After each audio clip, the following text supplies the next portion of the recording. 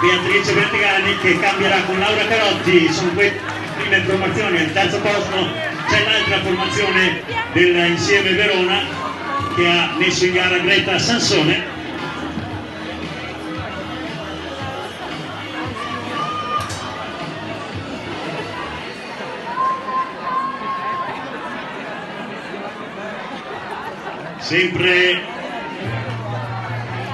Sempre CSI Atletica Provincia di Vicenza, che sta conducendo con 5-6 metri di vantaggio nei confronti della formazione dell'Insieme, formazione A dell'Insieme Verona.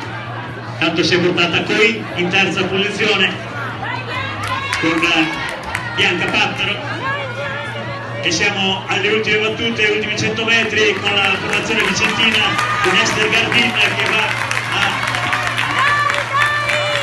rincorrere la vittoria, ed eccole qua, è CSI Atletica Provincia di Vicenza che va a vincere insieme a Verona, e poi recupera nell'ultima parte della trazione ancora insieme a Verona, che va a terza piazza, 2:36 e 90.